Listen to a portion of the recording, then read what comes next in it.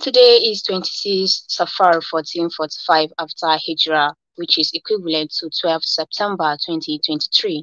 My name is Mariam Jibrin Yusuf with the news and full.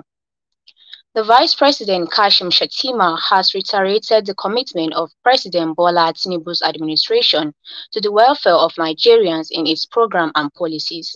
Shettima stated this today while inaugurating the distribution of palliative worth 5.1 billion naira by the Sokoto state government. He expressed the appreciation of the federal government to the Sokoto state government for the donation of operational vehicles to the security agencies. Similarly, Shettima also praised Boa Group, a cement production company based in the state, for donating 10 patrol vehicles to security agencies. He therefore called on private organizations in the state to emulate the Boa Group and support security agencies. In a related development, Shettima also inaugurated the Rayuwa flyover, constructed by the state government at the cost of 5.3 billion naira. Earlier, Governor Ahmad Aliyu said that the distribution of the palliatives was to address the plight of the people, especially the poor in the state. The World Health Organization Regional Director for Africa, Dr. Matshidiso Moeti, said that the malaria death rate in Nigeria has fallen by 55%. Moeti said this yesterday while launching the 2022 Nigeria Malaria Report in Abuja at a high-level meeting with the Minister of Health and Social Welfare with a joint mission by the Executive Director, Global Fund and the United States Global Aid Coordinator to Nigeria. Moeti also said Nigeria has made progress on HIV between 2015 and 2021, meeting the two of the 95-95 goals, and tuberculosis intervention coverage is improving with increasing case detection over the same period. Meanwhile, the National Coordinator of the National Mental Health Program at the Federal Ministry of Health, Dr. Tunde Ojo, said the treatment gap in mental health cases is about 19%. Ojo said this at the press statement briefing in commemoration of the 2023 World Suicide Prevention Day in Abuja, with the theme Creating Hope Through Action. Every year, World Suicide Prevention Day is commemorated on the September 10th to raise awareness that suicide is preventable.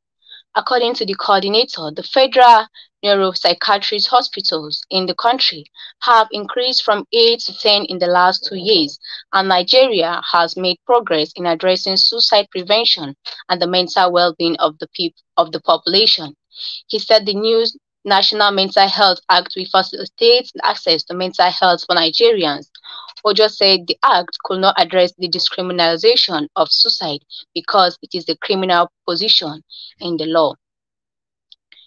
The National Assembly Election Petition Tribunal sitting in Jos Plateau State has declared a former governor of the state, Simon Lalong, who was the candidate of the All Progressive Congress (APC), as the duly elected person for Plateau South Senatorial District.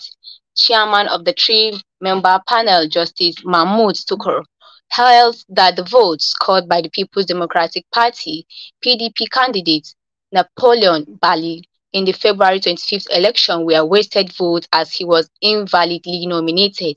The unanimous yesterday judgment held that as of the time of the nomination, the PDP had no valid structure in the state.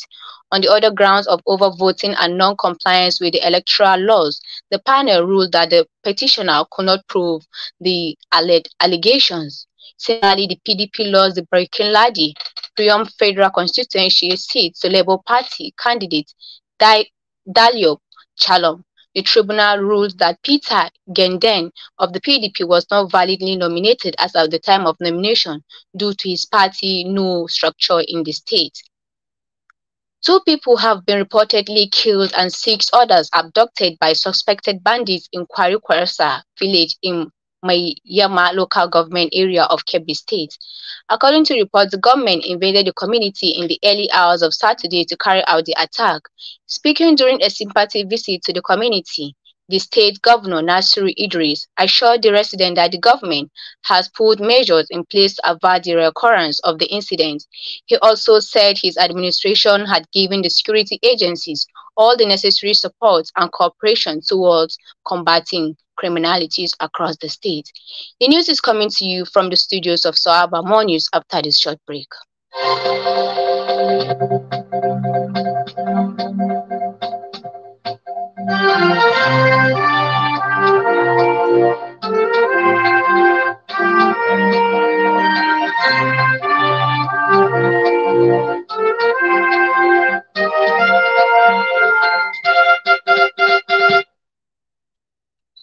Welcome back. Jigawa State Governor Malam Umar Namadi has set up committees to investigate two government-owned higher institutions over alleged financial misconduct. The institutions are Jigawa State Polytechnic Dutse and Jigawa State College of Education and Legal Studies Ringim. The probe panel for Jigawa Polytechnic Dutse has a former Commissioner for Education, Professor Haruna Abdullahi Bernuwa, as Chairman and Director of Establishment, Head of Service, Nura Muhammad Ubayi as Secretary. The committee charged with investigating the College of Education and Legal Studies Ringim has Professor Elha Waziri as chairman and Haris Garba as secretary. The times of reference of the two committees include reviewing the academic programs of the institutions to ensure conformity to standard practice, as well as ascertain the veracity of otherwise of the various allegations of irregularities against the management of each institution. Sawaba FM learns that the decision to investigate the institutions followed a petition over alleged mismanagement of education trust funds and other irregularities. The Mieti Allah Association has appealed to the federal government and state to consider its members in the distribution of palliatives to caution the hardship caused by removal of fuel subsidy. The chairman of the Kwara chapter of the association, Bello Abubakar, made the call yesterday while speaking with journalists in Ilorin. Mr. Abubakar described the headers as the most affected people during this period. He explained that the majority of headers have no bank accounts where they can easily access funds when in need. According to him, whenever herdsmen take their livestock to market for sale, transportation fares take a larger part of the money. He expressed worry over the high cost of food items in market. He appealed to the government to release food items from the nation's reserve and sell them at a subsidized rate to ordinary Nigerians. He warned criminals elements among the Fulanis to discard crime and other social vices in their own interest.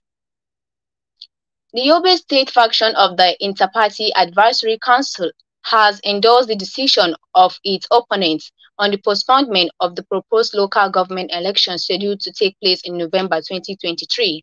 The IPAC chairman-led faction today appealed for the postponement of the November 25th local government election until after the rainy season and harvest of farm produce.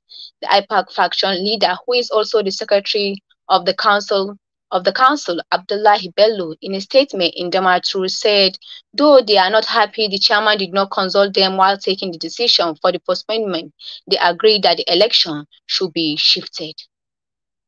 Announced international scene.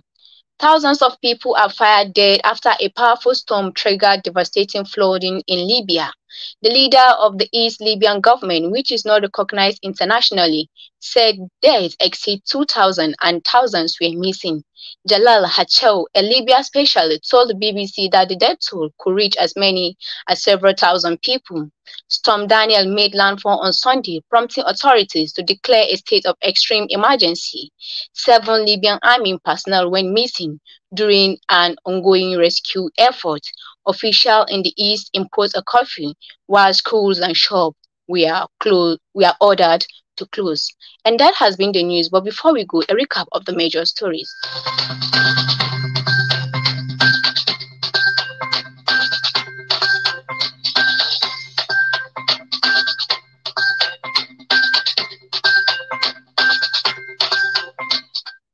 Vice President reiterates Tinubu's commitment to Nigerians' welfare. Umar Namadi set up committees to investigate 2 government-owned higher institutions over alleged financial misconduct. Thousands fired dead as flooding sweep Libya. And that has been the news. On behalf of the news department headed by Salamatu Nur Liman, our editor, my name is Maren Jibril, saying thank you for listening.